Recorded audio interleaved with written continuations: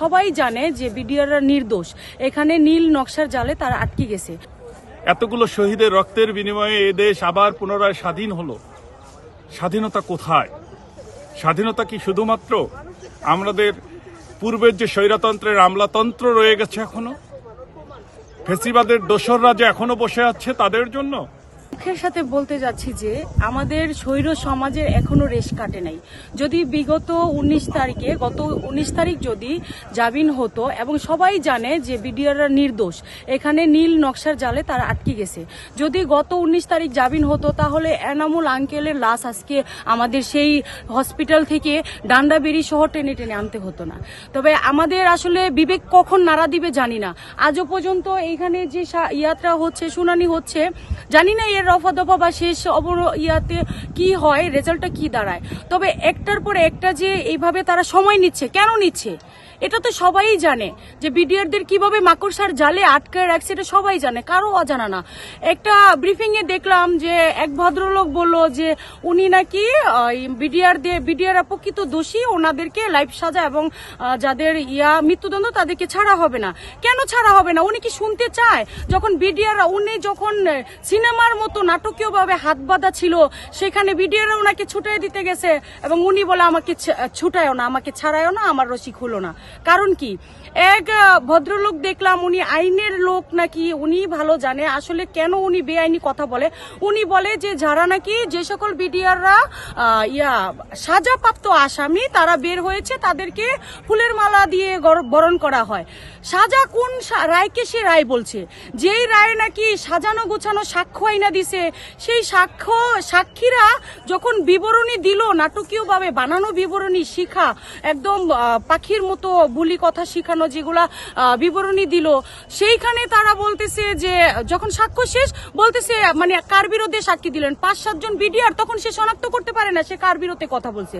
তাহলে কেমন নাটকীয় সাক্ষী ওখানে হয়েছে এটা সবাই জানে। তো সেটাকে রায়, সে কিসের রায়ের কথা বলছে, কিসের সাজার কথা বলছে ওই ভদ্রলোকটা? আমার বিবেকে ধরে না এটা। যেই রায় নাকি 10 বছর 5 বছর সাজা দেওয়ার পরও অপশনাল হিসাবে আরো 5-7 বছর জেলবন্দি করে রাখা হয়, তাহলে তাদের রায়টা কোথায় বহাল রইল? কিসের রায় দিল? কিসের জোরে রায় এটা? কিসের জোরে জেলবন্দি করে রাখলো? 10 বছর সাজা হওয়ার পরও 15 বছর 16 বছর জেলবন্দি করা কিসের দায়ে? কোন আইনের তত্ত্বাবধানে? আসলে এইখানে কোনো লাইফ সাজা নাই, কোনো মৃত্যুদণ্ড নাই, নাটকীয় সাজা সবভাবে দেওয়া হয়েছে। দয়া কইরা সব বিচারক মন্ডলীদেরকে আমি বলবো যেন একদম উন্মোচন করে তাদেরকে ছেড়ে দেওয়া হয়। অন্যথায় যদি আরো জীবন নিতে ইচ্ছা হয় তাহলে তারা ডিক্লেয়ার দেখ আমরা জীবন দিতে প্রস্তুত। কিভাবে এই স্বৈরাচারী পদত্যাগ হওয়ার পরও, দেশ থেকে বিতাড়িত হওয়ার পরও আরো কিছু স্বৈরাচার আগাছা হিসাবে রয়ে গেছে, তারা এখন ছবল দেওয়া শুরু করছে। কারণ কি? কিসের আইনের তত্ত্বাবধানে তারা এখনো পর্যন্ত এই বিডিআরদের, অসহায় বিডিআরদেরকে আটকায় রাখছে? আর তাদেরকে কেন মুক্ত করে তাদের চাকরিটা বুঝায় দেয় না? তাদেরকে বেতন, বোনাস, যারা রিটায়ার্ড করছে তাদেরকে কেন বুঝাই দিচ্ছে না? এখানে কোনো রায় চলবে না, আপিল চলবে না, কোনো কিচ্ছু চলবে না। একদম খোলা মনে যেই গোল্ডেন টাইমটুকু কেড়ে নেওয়া হয়েছে, সেই গোল্ডেন টাইমটুকু তো ফেরত দিতে পারবে না। পারবে?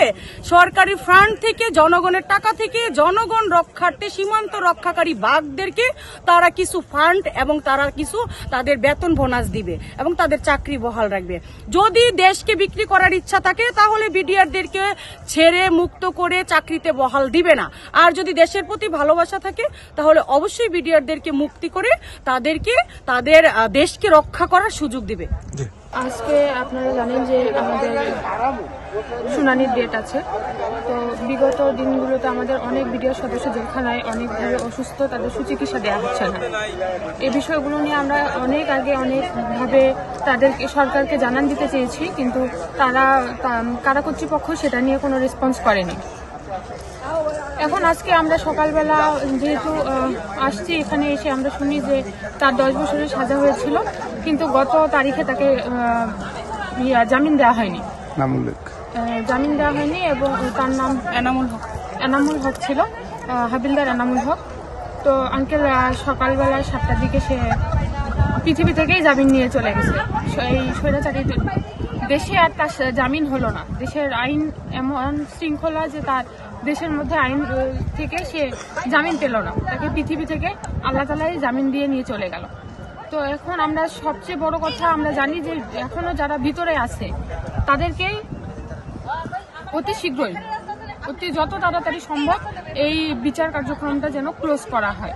এবং আমরা বিগত আরো একটা আমি ভিডিওতে দেখেছিলাম ফেসবুকে যে একজন আমাদের বিডিআর পার্সন আছে যে সে 4র্থ শ্রেণীর কর্মচারী, সে একজন বাবুর্চি ছিল এবং বাবুর্চি থাকার ক্ষেত্রে তার কিন্তু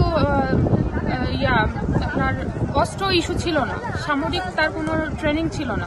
একজন বিডিআর সদস্য ছিলেন, সে তার 7 বছর সাজা হয় বিডিআর আইনে, কিন্তু সেই সময় প্রায় যখন তার সাজা 6 বছর হয়ে যায় তখন তার ক্যান্সার ধরা পড়ে এবং তাকে যখন আমরা চিকিৎসা করতে নেই তখন চিকিৎসা করতে দেয় না, কারা কর্তৃপক্ষ বিভিন্ন অবহেলা এবং অজুহাত দেখিয়ে তার চিকিৎসা বন্ধ করে দেয়। এবং যখন সে বাড়ি ফিরে আসলো তাকে আমরা এমন স্টেপে পেলাম, তাকে আমরা সুস্থভাবে পেলাম না, আমার বাবাকে হারাতে হলো। আমার মতো অনেক সন্তানরা আজ বাবা হারা এবং আমরা প্রত্যেকটা দিন আমরা সবসময় বিডিআর পরিবার আতঙ্কে থাকি যে কখন কোন সময় আমাদের জেলখানা থেকে খবর আসবে যে মৃত্যু, অকাল মৃত্যু। কারণ এই যে আজকে আমরা আমি বাসা থেকে বের হয়েছি যে আমাদের বাবা চাচাদেরকে আমরা জামিনের মুক্তি করে নিয়ে বাড়ি যাব, কিন্তু আমরা কি পেলাম? লাশ। সেটাও আমরা হাতে পাচ্ছি না, হসপিটালের মর্গে পড়ে আছে, এখনো তার হাতে হাত করা এবং পায়ে ডান্ডা বেরি পরানো। তো কেন এই বৈষম্যগুলো কেন? এখন যদি আমরা স্বাধীন বাংলাদেশে বসবাস করতেছি তাও তবুও আমাদের প্রত্যেকটা বিষয়ে বৈষম্যের শিকার হতে হচ্ছে। এবং যে স্বাধীন তদন্ত কমিশন তৈরি করেছে, এই স্বাধীন তদন্ত কমিশনের যে তাদের যে কোনো কার্যক্রম আমরা তাদের পক্ষ থেকে কোনো ফিডব্যাক পাচ্ছি না যে তারা আসলে আমাদের জন্য কতটুকু কাজ করতেছে। এবং এই যে বিভিন্ন আমরা সোশ্যাল মিডিয়ার মাধ্যমে জানতে পারতেছি যে অনেকে আছে যে বেসামরিক, তারা হচ্ছে 4র্থ শ্রেণীর কর্মচারী, তারা আসছিল যে 9 সালে যে তাদের ওই যে দরবার হলের অফিসারদের জন্য তাদেরকে নিয়ে আসা হয়েছে বিভিন্ন ব্যাটালিয়ন থেকে, নিয়ে আসে 2-4 দিন আগে তারা এসে জয়েন করছে। এমনকি আমার বাবাও 21 দিন আগে এসে জয়েন করছে। 21 দিন আগে এসে সে কতটুকু জানতে পারবে সেই জায়গার পরিস্থিতিটা। তো এইখানে পুরো এটা তৈরি বানোয়াট একটা ঘটনা, এটাকে তারা তৈরি করছে এবং স্বৈরাচারের একটা তৈরি করা আইন, এটাতে হচ্ছে পাঠার বলি বানাইছে বিডিআরদেরকে। আমাদের যে একজন বিডিআর সদস্য আজকে যে সরকার জামিন দেয় নেই, তাতে কি হয়েছে? আল্লাহর জামিন এসে চলে গেছে, এই দুনিয়া ছেড়ে চলে গেছে। তার রুহুর মাগফিরাত কামনা করছি এবং তার শোক সম্ভ্রান্ত পরিবারের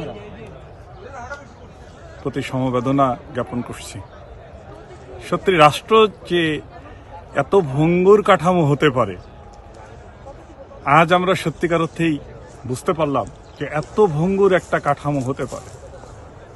আইন এদেশে আছে কি? আইন কাদের জন্য? আমার মনে হয় 5 আগস্টের পরে আবু সাইদ, মুগ্ধ এবং ইয়ামিনদের বাংলাদেশে এখনো স্বৈরতন্ত্রের বীজ এখনো রয়ে গেছে। সত্যি আজকে সহকর্মীকে হারালাম, যদি ওনাকে গত যে কোর্টটি চলে গেল, এই কোর্টেও যদি জামিন দেওয়া হতো, আমার মনে হয় এই কয়েকটা দিন অন্তত পক্ষে তার পরিবারের সঙ্গে সে থাকতে পারে।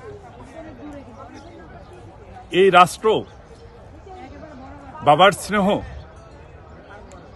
সন্তানকে ফিরিয়ে দিতে পারবে? এই রাষ্ট্র কি স্ত্রীর ভালোবাসা, স্বামীর কাছে যে তার ভালোবাসাটা পাওয়ার কথা ছিল সেটা ফিরিয়ে দিতে পারবে? এ কেমন রাষ্ট্র? আমরা কোথায় দাঁড়িয়ে আছি? 5 আগস্টের পরে সত্যিকার অর্থে আমরা এই রাষ্ট্র কল্পনাও করতে পারি না। এতগুলো শহীদের রক্তের বিনিময়ে এ দেশ আবার পুনরায় স্বাধীন হলো। স্বাধীনতা কোথায়? স্বাধীনতা কি শুধুমাত্র আমাদের পূর্বের যে স্বৈরতন্ত্রের আমলাতন্ত্র রয়ে গেছে এখনো, ফেসিবাদের দোসররা যে এখনো বসে আছে তাদের জন্য, নাকি আমাদের সাধারণ জনগণের জন্য? আমি মাননীয় আইন উপদেষ্টা মহোদয়কে বলতে চাই, আপনাকে যেখানে বসানো হয়েছে এই জায়গাটা হচ্ছে শহীদের রক্তের বিনিময়, তারপর আপনি এখানে এসে বসেছেন।